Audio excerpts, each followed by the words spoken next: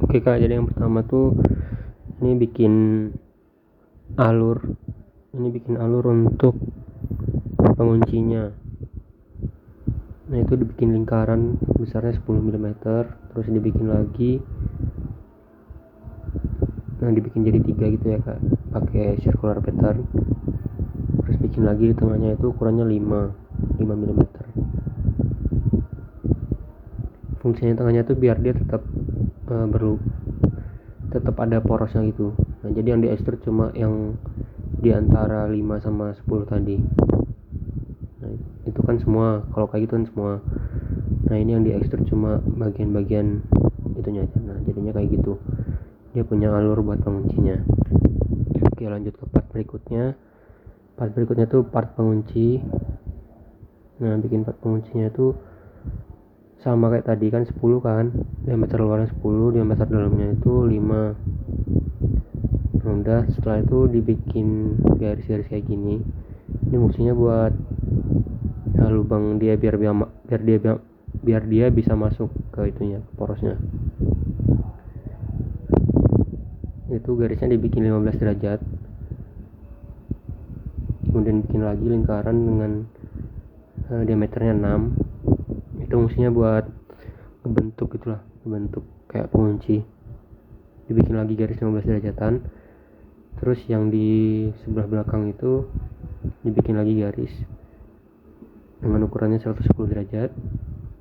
Habis itu langsung di extrude. Extrude-nya di bagian-bagian itu aja. Nah, itu tebelnya 1 mm. Jadi kayak gitu Kak.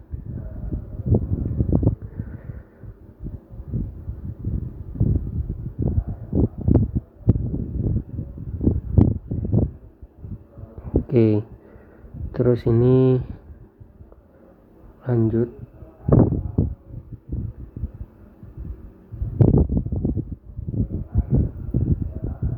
Sabar.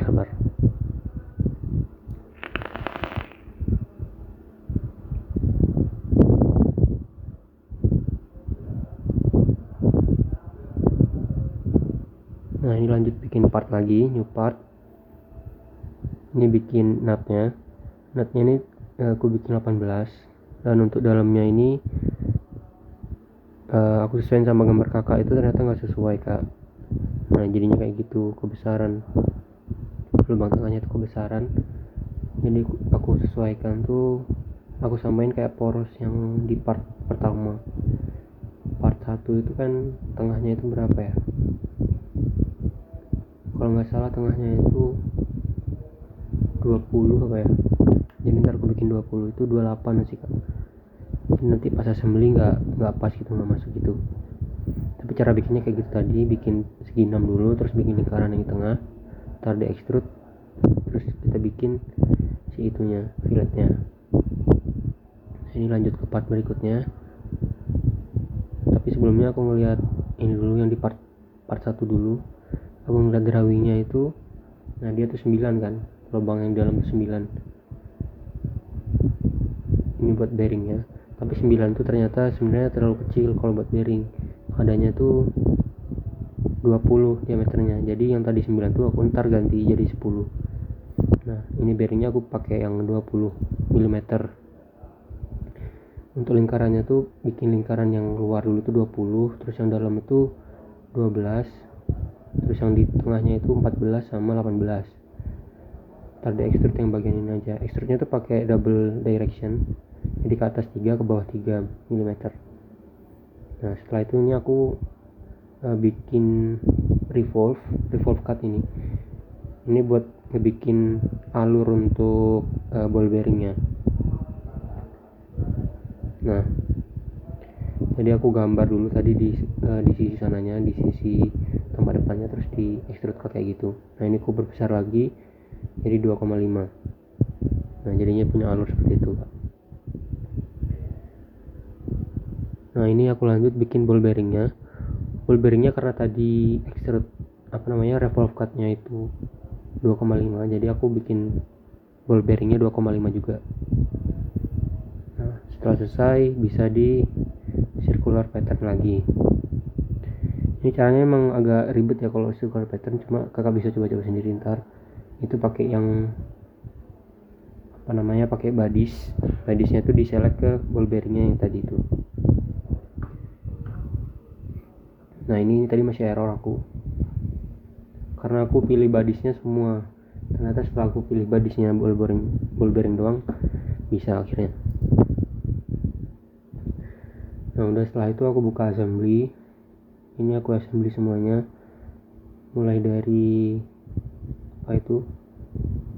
kampas koplingnya.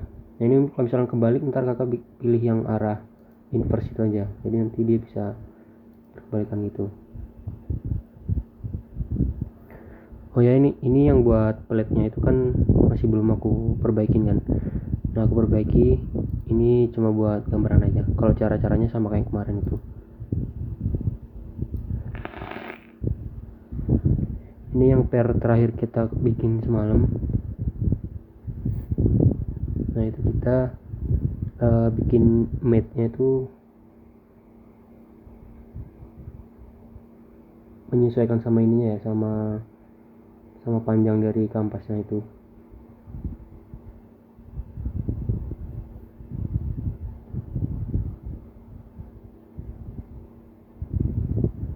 Nah kayak gitu kak, terus tinggal di alignment aja, dipasin ke lubang yang situ. Nah itu masih kurang panjang, nanti bisa dipanjangin lagi sesuai sama gambarnya kakak yang tadi. Ntar di mate juga sama yang sana, jadi dia ngunci.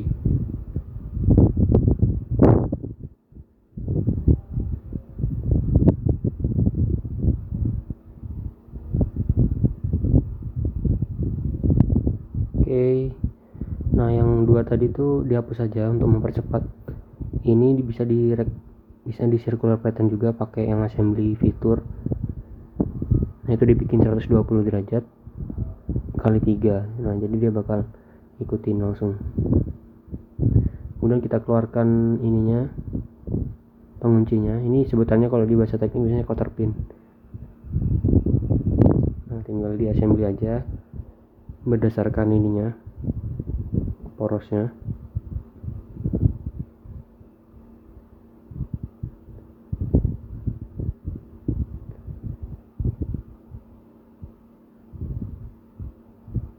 Nah kalau misalkan dia ke bawah gitu nggak kelihatan, kita bisa suppress dulu, untuk ininya, nah kampasnya.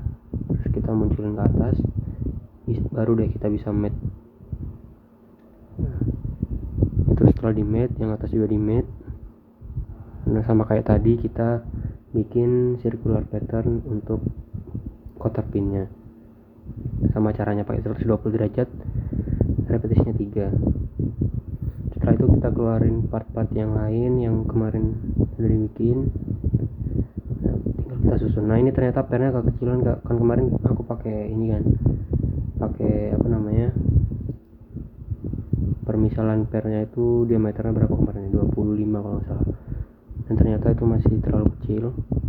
Nanti aku revisi itunya. Di sini udah aku perbaikin sih sebenarnya. Nah ini tinggal di di assembly berdasarkan poros tengahnya aja. Untuk tulisannya kakak bisa lihat di sini. Ini yang paling bawah tuh part nomor 1, terus part nomor 2, terus bushingnya. Nah itu pairnya terlalu kecil kan. Nah, itu perlu di repair. Jadi aku buka dulu yang pairnya.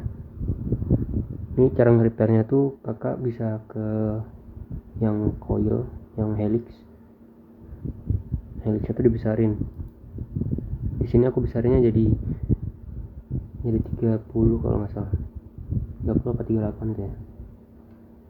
Ini aku buka dulu yang part 2 soalnya mau tahu ukuran terluarnya. Nah itu 22,5, berarti diameternya 45, tapi karena pairnya lebih besar jadi aku lebihin jadi 48. Jangan lupa yang di sweepnya juga disesuaikan. Nah helixnya itu di ini dulu kak, helixnya diperlihatkan dulu. Nah helixnya dikeliatin dulu, ntar disesuaikan aja. Nah itu kan masih 14, diganti jadi 24. itu masih 23, itu masih salah. Nah jadi 24, dilebihin dikit juga nggak apa-apa. Kemudian extrude cutnya juga dilebihin ya. Nah itu masih 25 untuk ketebalannya. Nah itu jadi kayak gitu karena extrude-nya masih kurang panjang, jadi extrude cutnya dipanjangin juga. Nah, jadinya seperti ini kak. Nah bagian dalamnya itu juga di extrude cut, itu agar supaya dia bisa di mat, bisa diassembly ke part-partnya. Nggak apa-apa yang dalam tuh agak kemakan dikit. Nah jadinya dia bisa kayak gitu kak. Nah itu sebenarnya kurang besar lagi ya, dikit lagi, cuma ntar bisa diimprove lagi. Yang bawah ke bawah, yang atas ke bushing tadi. Nah yang ini ditempelin aja, kemudian untuk yang atas ini ditempelin ke bagian situnya, kemudian yang atas ini kita pakai nut.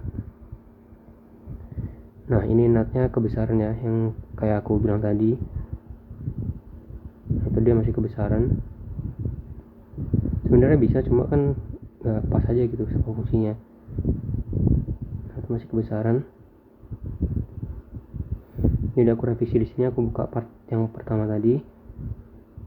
Itu untuk diameter luarnya kan 20. Dan ini dia aku jadiin 20. Dia mau jadi pas. Jadi kayak gitu kak. Kemudian untuk bearingnya tinggal dimasukin aja ke situ. Nah cuma karena bearingnya terlalu besar ya, jadi aku besarin juga yang bawah. Yang atas aku jadiin 22, yang bawah aku jadiin 20. Dan itunya juga disesuaiin jadi 22 juga. Nah setelah itu bearingnya dipasin ke bawah. Nah selesai.